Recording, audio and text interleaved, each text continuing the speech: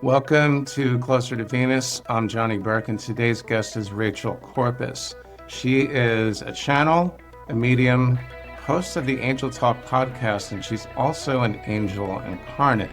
She plays in the quantum realm and the multiverse of parallel realities in collaboration with angels, ascended masters, people on the other side, and high vibrational extraterrestrials. In this episode, we will discuss the convergence of the physical and the non-physical realm. Rachel, welcome to the program. Thank you. Nice to be here. It is indeed. So, parallel realities in the multiverse. We're going to definitely have some fun with this. But first of all, when did you discover you were an angel in a human body? Yeah, so when I was 4, my family and I were in a car accident, and we were hit by a drunk driver, and I had a near-death experience. So when I was pulled out of my body, I remember hearing a grown-up's voice, a female grown-up's voice, and lo and behold, it was my voice. It was my consciousness. A future you? No, it was me in the parallel. Oh, okay. All right. It was my consciousness. And so I had 2 versions of me going on. It was my 4-year-old self, and it was my angelic self. Now, I was surrounded by angels, and I knew that they were angels because prior to the car accident, I was a very psychic child. I was used to seeing people who had crossed over, ghosts, people who hadn't crossed over. I was able to see angels, and so I knew what they were, but I had never seen them in this complete way, where I could, I guess, see them in their house, see them in their neighborhood. Well, the meaning of this near-death experience was they said, "You're an angel too." And they showed me where I was from, which was the seraphim realm. And they walked me around, and they, long story short, they said, "You have 2 choices. You can stay here and be here as you've always been, fulfill your mission here, or you can go back into your body and fulfill that mission." And they laid out what that mission was to help me remember, because once we are born into a physical body, free will requires us to forget what we chose or what we were asked to do. Some of us are asked to do certain things when we come into this earth. So they helped me see that again. And I didn't really make an active choice to come back. My little 4-year-old self piped back in, and I remember thinking how sad my mom would be if I didn't come back. And as soon as I had that thought, I was back in my body. It wasn't just an NDE, but you actually saw angels. And Sure. You didn't just see the angels, they actually told you what your mission was, right? So is it true that because we have free will, we have to forget what our mission is once we get here, and it's our job to somehow remember it or rekindle it? How does that work? Yeah, it's our gift. It's our gift to remember it. I like how you said rekindle it. Yes, because it's always in us. It's like an ember that is burning. And we all, every being on this planet, has a shared purpose to remember who we are. And that seems to be a fractal of big source, big consciousness. And as we remember that, we help each other remember it. We bounce that knowing off of each other, whether we are incarnated as a blade of grass or a cat or a cloud or a person. So we can be incarnated as an animal in the animal kingdom. Okay. Yes. What I've always wondered, I've had discussions with guest speakers before where they had a near-death experience and they came across a soul who was their pet in a past life. I thought, that's pretty out there. It's a bit of a stretch, but you're saying that's actually possible. Wow. Yes. Okay. Mm-hmm. So angels, what do they look like? They take different forms. So I'll say in our earth realm right now, angels are really good at, I call it shape-shifting. So when a person is in need of communicating with an angel, their guardian angels, so their personal angels, or any angel for that matter, will show up in a way that matches that person's expectations. So if that person was raised religious, it's likely that an angel will show up in a long white gown with a halo and wings, okay?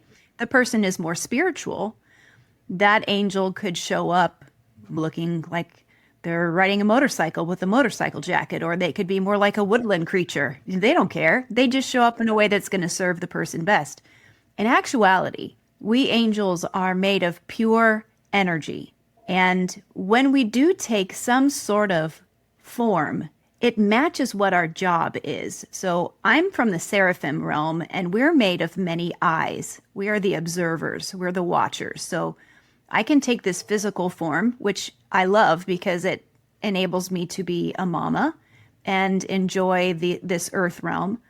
And then sometimes when I step into my angel self here on earth, I have a very gentle form as well, where I can look very angelic. When I'm not on this earth, I look like a wheel of eyes. And you couldn't possibly count those eyes, but it really looks like wheels of eyeballs. That sounds like either a band name or an album title. It's pretty cool. It's all very cool. We get so much information from the ethereal world that pours into us because we're really not different from the ethereal world. We're part of it. So we're always getting information, whether we are Mozart or we are a 5-year-old, we are a tree. Or a musician. Or a musician. We're always getting a poet, a mathematician. We're always getting information that can feel both original and transmuted or channeled from other realms. Not just what many call the heavenly realm, which is an energy realm, and also we could think of it as a dimension or geographical place, sure, whatever people want to believe. I do believe it to be a place because I've seen it. But also the other realms. There are other densities. There's the galactic realms. There are where the extraterrestrials are from. There are other universe. There are other galaxies. There are other parallels. You and I, Johnny, we're having a conversation where you and I are having this simultaneous conversation right now, different versions of us, just tuned up in frequency. There's so many other versions of us in the multiverse having the same conversation. So that's what you meant when you said in the parallel. Yes. We've had some interesting discussions about that as well, which we'll get into. Star beings and angels, can they coexist? Because you mentioned there's the heavenly realm and the galactic realm, but I've also been told that galactic beings, star beings, and angels are related, if not in some cases the same thing. Yes. Does that make sense? Yeah, absolutely. There's a lot of overlap. Right. And there are galactic councils that help guide us. We don't exactly have laws, but we have, I'm going to call them guideposts, guiding ways. And there are several galactic councils. I get to sit on one from time to time. And those councils help us navigate how to be together in peace. This is one of the few planets where there's competition to be first or better than. In the other realms, let's look at the star people and the angels, they are seen as absolutely equal. And so they can fold on each other and work together. So if an average person were to have an astral travel, leave their dreams and wander into that realm, they might not be able to see the difference between a star person and an angel. There would be no need to. They're both high-frequency loving beings who are here to guide. Unless those beings said, hey, by the way, I'm Pleiadian and I'm angel, unless they wanted to make their differences known, but it's just not important to them. Just like when I talk to my angel peeps, they don't care if they're cherubim or seraphim. They don't care. In other words, my girlfriend's mother doesn't really care if I'm Irish or Italian. We're human. Yes. Actually, she likes the fact that I'm half Italian, but that's a story for another day. Hey, Johnny, I like that. I really like that point because even though it doesn't matter, we don't care about competition or better than, but we really love our differences. We do love that. We love that, hey, you're Pleiadian. What can you teach us? Let's embrace the differences, but we don't see each other as other. We don't see separation in each other. Right. And what you just said, we don't see the separation. What we have here on Earth is more of like a third density or dimension existence where you're trying to do better than the other guy. You're trying to win the contest. You're trying to win the trophy girl, the trophy guy, the trophy job, and have your man cave in your house in Palm Beach, which is an empty existence. But what you're describing is more of a 5D existence where there is no competition. It's more of like a group consciousness. Yeah. How do we as a civilization actually get to that point?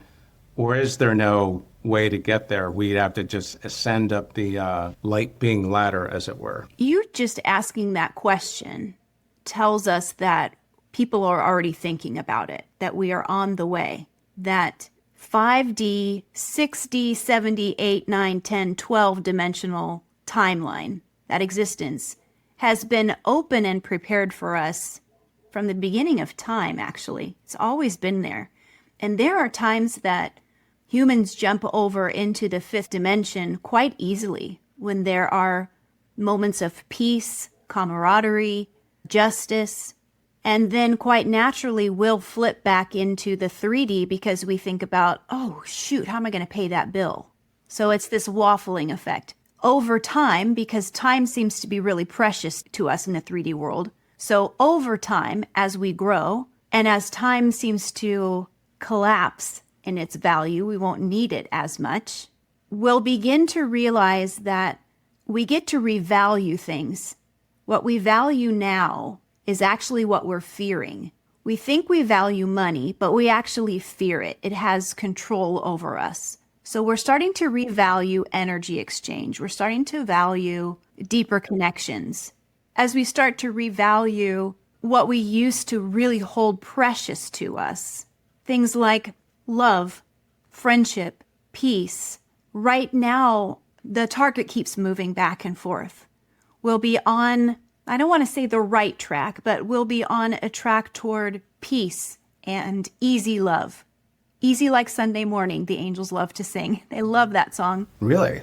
Yes, we'll be on that track where it's just everything is going to be okay, and pure faith in the idea that we may not know how it's going to be okay, but we're sticking in. We're going to help each other. And as soon as we have that thought and that knowing that we believe so much that it goes into our cellular system, even for a moment, flip 5D, you flip into it. But then the hard part is, oh, my fridge needs work. I need new tires. 3D. The 4D in the middle, well, that's our spirit team guiding us. Okay, well, spirit's here. Do you know we're here? Hey, did you remember that your spirit? That's the glue in between that's helping us navigate in between the third and the fifth dimension. But see, all the timelines are ready for us, and there will be a time that the third dimension doesn't even exist. We'll talk about it like, hey, remember that one time? Remember that one time we were in the third D? Yeah. That was funny. It wasn't fun at all. Well, can you imagine being in the 2D where everything has like a papery effect? No, we couldn't exist in that. It would be like a scary dream. But at some point we did. We were in the 2D or even the 1D. We were flat. Someday we'll look back at that and it'll be strange to even think we were in the 3D. When I say someday, I don't want that to resonate as far away, because if we stay on this track of loving who we are ourselves first, feeling good in our skin, realizing that it's okay to feel our feelings genuinely. There's no more room for irresponsible spirituality. Love and light no matter what. Love and light no matter what. No. Feel things genuinely and authentically. Let it come up and out. And then give yourself grace. Give other people grace. That seems to be the way that the angels are guiding us to go into that next dimension, the fifth realm. So they are guiding us, you're saying? Oh, yeah. Let's talk about parallel realities. And you also mentioned something about astral travel. So is it possible to visit those parallel realities, universes, or whatever they are, like through astral travel or through your dreams? Here's one thing that's never really been explained to me in a really concrete way. There's concepts, but if you're to dream about a place and people that is immediately familiar, the people are familiar, but you've never met them, and you've never been to this place even though you feel like you know it, what exactly is that? In that experience, you are pulling from your own database of experiences in your soul's wheel of lives. We used to call this past lifetimes, but now we know all lifetimes are concurrent, as if you were watching all of your lifetimes like movies, but you just let them all play. they're still playing. And so when you go into a meditative state or sleep, when you're not awake arguing like, well, that can't be, but when you neutralize that, you can just turn and look at one of those movies that's playing. Oh, there I am. And so then when you come back to your consciousness, oh, that did feel familiar because it's you. It belongs to you. It's your data. So that means I was there at some point, even though it looks like it's in current times or maybe even not too far in the future. If it's something that you're experiencing that's now, we would call that a parallel. We have really two databases going on at once. You have your database full of movies or channels that we used to call past lifetimes. Those are your other lifetimes. And when you drift into those, you might notice that the scenery and your body looks different. You could even be a different gender, different costumes, different time periods, etc. Then you have what the angels call the parallel, or in media we call the multiverse. You will know that you're experiencing that when you wake up. Everything looks or feels very familiar. You might even feel like deja vu a little bit. And yet you wake up and you think, boy, what was that about? Is that about to happen? Did that happen? What you did is you just flipped over into another version of you. So is that another universe or? Mm-hmm. Yes. Oh, that's crazy. Yes. Okay. When we start talking about the multiverse and the parallel realities, I'm just trying to nail down what the consensus is. Is it another world? Is it another galaxy? Is it another universe? Because that seems to be a popular concept these days, right? Think about an orange, looking inside an orange and how many segments are in an orange. That's how you're creating it. And then sometimes when you cut open an orange and there's little nubbins of an orange that don't end up growing, you have those too. Those versions of you don't end up going very far. But the big segments, for me, in my life, I chose to be a mama. Well, then there's a version of me that chose not to be a mama. That's a big orange segment. I chose to leave my first husband. Well, then there's a version of me that's still with him. Oh my gosh. Okay, so these make big segments. But then there's little orange nubbins that didn't grow very far. Those are the ones that, okay, if I'm going to my office, well, maybe I turned right, but in my other version of me, I turned left. Well, that creates a little nubbin that's going to fade away in a couple of days. Little nubbins. Do you think at some point in our civilization that we'll be able to travel to different universes, or is that just way off in the Yes. future? We're already doing it. We're already doing We it. are already doing it. Yes. All right. Now, back to the angels. There's obviously angels living amongst us. Yes. In your experience, do you believe that there are star beings that are already here? Yes. Not to be confused with star seeds. Correct. Didn't we all come from star people anyway? Yes. Yes. There are actually star beings. I'm talking about extraterrestrials who are here and know who they are. And they're cloaking themselves in human skin. And they know when I know that they are actually what we'd call aliens. Right, but they don't apparently like that word. I had a medium tell me don't. once. They don't. Alien means apart, and they apparently do not feel apart from us. And why would they? They helped make this place. They've always been here to help. I think a lot of us are trying to figure out how this all works in the big picture. You've got angels, extraterrestrials. What do you think the star beings want for us or from us? They want wholeheartedly for us to do better for each other so that we can fit into the galaxy the way we were intended to, as loving, healthy participants. And we can't do that until we know our worth. We have been telling each other for lifetimes upon lifetimes that we can't do anything unless we're led by others, that we need to be followers. And so they're helping us to remember our divinity, and they're helping us with our discernment, how to go within and find one clear answer. When someone presents us with a choice, if it's not loving, it's a no. They're here to help us with that. They're also here to work with governments. They're here to work with technology, resources. Does that include the incoming government? Yes, any incoming government. Yes, it's always been the plan, and it's not new. They've always worked with every government in the world they've been present with, sometimes by proxy, Sometimes they offer help and it's not accepted, or it's accepted and then the extraterrestrials will offer a resource or help and the deal is made. But then on our side of things, it's used for a weapon or something. And they're not allowed to interfere. No, They can't do that. they can't do that because we have free will. All they can do is watch us implode. And then what has changed in the last couple of years is there are so many people who are genuinely praying and meditating and having conversations with each other about this has got to get better. This has got to get better. The Great Awakening is happening. And see, the reason why meditation and prayer is important is because extraterrestrials are telepathic. They're able to hear it all, and they were part of our creation process. So they're back in a different way. Well, that's dumb. They never left, but they're present in a different way.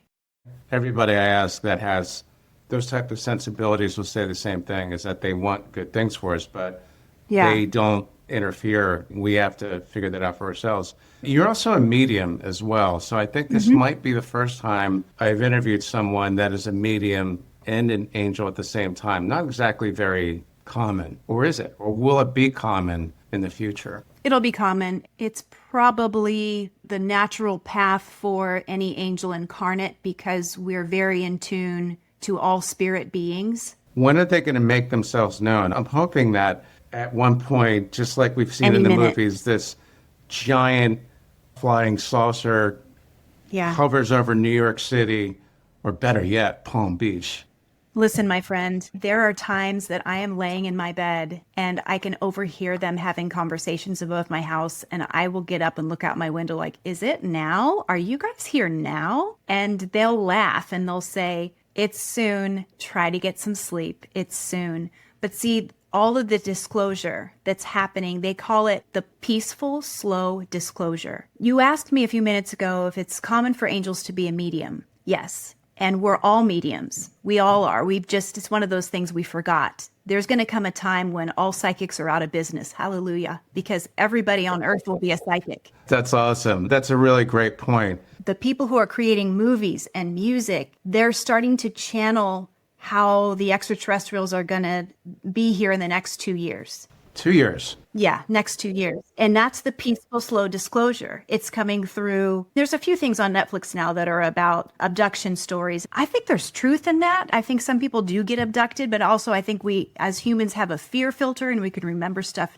incorrectly, because I think for the most part, extraterrestrials are genuinely kind. But moving forward in the next 2 years, what they tell me is this will be not a surprise to people that they've always been around. People are going to say, okay, I knew the government was hiding that. And the government's been hiding it so that we don't freak out. We weren't ready for it. David Bowie said in his song Starman, he'd like to come and meet us, but he thinks he'll blow our minds. And that was back in the 70s. So David Bowie was an angel.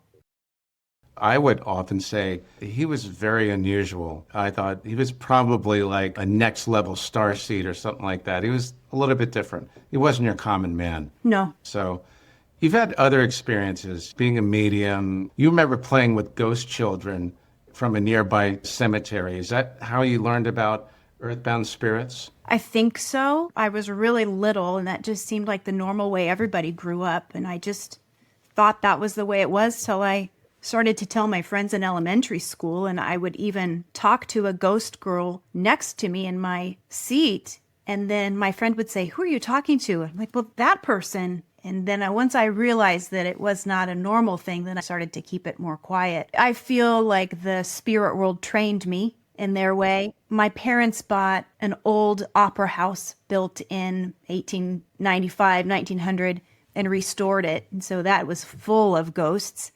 And I would watch them dance and sing on stage, and I could hear the music. By the time I was in 6th grade, I knew all sorts of genres and different dances that I could do just from watching spirits. Oh, that's incredible. So, as a medium, I have to be honest, I'm not always great with when people come to me to connect with their loved ones. It's not my greatest gift. I don't get a lot of joy from that. I can do it. I can help people, but what I really love doing is just going into a historical place and seeing who's there and seeing who needs my help. Do you want to cross over? Are you happy here? But my main gift is collaborating with angels and other beings like extraterrestrials and doing my thing with them. It also seems like you've had experience of the between world space, life between lives, because you mentioned it early on that you remember going to the other side and being shown what your life would be like if you decided to return as a healer. So past lives, how far back do your memories go approximately? I don't know how to qualify that, but I can tell you that I have access to all of my other lifetimes. I've only had 7 on Earth. This is my 7th. But I'd have access to all my lifetimes on other planets and in heaven. That database for me, it's not the Akashic Records for me. It's an angelic library. So it's not open and running all the time. I go into it intentionally unless there is a gentle trigger point, a scent, another angel that walks by me. Sometimes something will be brought to me, and that's always intentional from the angelic realm. They need me to know something or they want to send me a gift. That's my best answer for that. I really appreciate that because if someone mentions Atlantis, I was there, and I can just go in and say, okay, this is how it happened. Whoosh. Really? Yeah. The fall of Atlantis. There's like a small consensus about how it happened and why it happened, but you actually remember being there. Yeah, I was there. Okay, so what actually happened? I know that there were 6 men who were trying to time travel, and they used a lot of the technology to have weird sex parties, and it blew up. Jeez. Sorry. Nothing is really off base here. I've heard lots of really way out things, but time travel. Yeah, they were using all of this beautiful technology, and it was monitored by committees. The Divine Feminine that's coming back now was really present in everyone, men and women, children. It was very present in Atlantis. And there were 6 men who were just kind of on the margins. I liked them. I still like them. But they would just kind of push the envelope. And they were the ones that I also know them from my lifetime, in the Roman times when anything goes. They were there too. Oh, these guys. I don't know them in this lifetime, and I'm kind of glad, actually. Really glad. But they were pulling in the technology to pull in, this is a little R-rated, pulling in other beings to have sex with. Really? Wow. And not just that, but it was like a big sex party, and it just imploded because the energy was a mismatch. It was wrong. If you could chart it like the NASDAQ or the Dow Jones, it kind of peaked and then it just declined, right? Yeah, the energy. What they were doing was so concise and mathematically good, quantumly good, but lovingly bad. Off. Okay. You talk about the convergence of the physical and the non-physical realm. Does that have something to do with the veil getting thinner, or is it something else? That idea, that concept shows up in several ways. One of the ways people feel it the most is how our physical bodies and our spiritual bodies start to talk to each other. So, for example, the morning I was getting married to my current husband, I was so stressed I woke up with a cold sore. So my physical body was talking to my spirit body, okay? We have the convergence of the physical and the spiritual all the time, and it's starting to marry more, starting to converge even more. And that is because the timelines, all we talked about with all the movies playing, whether it's other or parallel, those timelines are starting to pull into each other. People are having more dreams or meditations, visitations into the astral realm, where they're waking up and they're realizing, oh, I had that happen for a reason. I know how to apply it. There's more of that happening without such a disconnect. The veil is gone. It's not just thinning, it's gone. Because we're more in tune with our spirit body and our physical body, we're now growing back our natural capacity to put a boundary up. So for me, I can go to the grocery store and say, you know what? I just want to be a person right now. I don't want to tune into everybody. All the people who are listening who are saying, oh, I'm so empathic, I feel everything. You don't have to anymore. Pull that boundary back. That's a beautiful example of convergence. We also have the convergence of all the galaxies. Everyone's watching Earth right now. It's like the World Series. Everyone's watching Earth to see what will happen. So there's that convergence. That word just blows up everywhere. And I think it's probably not a coincidence that people are also talking about ascension and disclosure. Something's going to happen at 2 years or within 2 years. That's no coincidence either, right? Right. This has been an awesome episode. I do believe we're going to have a part 2 to be continued. Rachel, great stuff. Thanks for coming on to the show. In the meantime, how can our listeners find you online? Well, my website is rachelcorpus.com. My last name is spelled like Corpus Christi, Texas, Corpus. And I'm on social media, Instagram, @TheAngelCounselor. I have a podcast called Angel Talk. I'm very passionate about that. So yeah, that's how you can get a hold of me. You've been listening to Closer to Venus and Johnny Burke. If you enjoyed today's episode, please consider subscribing. In the meantime, you can find more info on closertovenus.com. Thanks again for tuning in, and we'll see you next time.